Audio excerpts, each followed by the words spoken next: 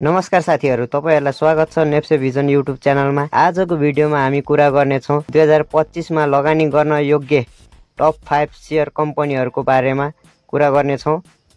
Share बजारमा सोचेर लगानी गरौँ, नेप्से भिजनसँग स्पष्ट दृष्टि बनाऊ। सो आजको भिडियो स्टार्ट हुँदैछ। Let's start. अब हामी कुरा गर्ने छौं हाम्रो लिस्टमा रहेको पहिलो शेयर नबिल बैंक लिमिटेड। नेपालको ठूलो वाणिज्य बैंकहरुमध्ये एक हो नबिल बैंक।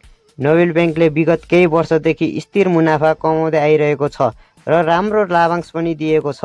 डिजिटल बैंकमा चाहिँ सबभन्दा अगाडि रहेको यो नबिल बैंक दीर्घकालीन लगानीको लागि एकदमै उपयुक्त रहेको देखिन्छ। सो तपाईहरुले चाहिँ यसलाई एकचोटी फन्डामेन्टल र टेक्निकल एनालाइसिस गरी एकचोटी विचार गर्न सक्नुहुन्छ। त्यसैगरी हाम्रो लिस्टको दोस्रो नम्बरमा रहेको शेयर छ नेपाल रिइन्स्योरेन्स कम्पनी। यो कम्पनी बीमा कम्पनीहरुको लागि पुनर्बीमा सेवा प्रदान गर्दछ। बीमा बजारको वृद्धिसँगै पुनर्बीमा कम्पनीहरुको माग पनि बढ्दो रहेको छ। अहिलेको समयमा यो कम्पनीमा लगानी गर्नको लागि एकदमै राम्रो अवसर हुन सक्छ।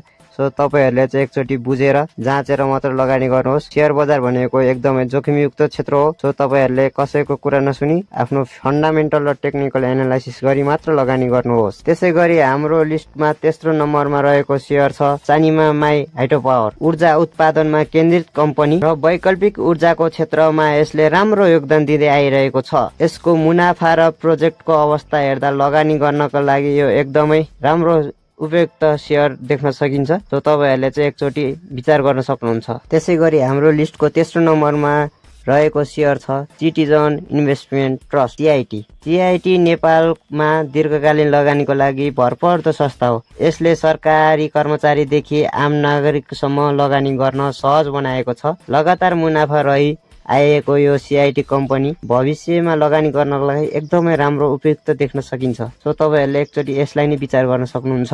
त्यसैगरी हाम्रो लिस्टको पाँचौं नम्बरमा रहेको शेयर छ नेपाल टेलिकम। नेपाल टेलिकम सरकारी स्वामित्वमा रहेको कम्पनी हो। नेपाल टेलिकम देशकै सबैभन्दा ठूलो दूरसञ्चार सेवा प्रदान गर्ने कम्पनी रहेको छ। यो कम्पनीले प्रत्येक वर्ष स्थिर लाभांश दिँदै आइरहेको छ। फाइबर इन्टरनेट 4G र अब 5G सम्म विस्तार गर्दै यसले भविष्यमा अझ ठूलो वृद्धि देखाउन सक्छ।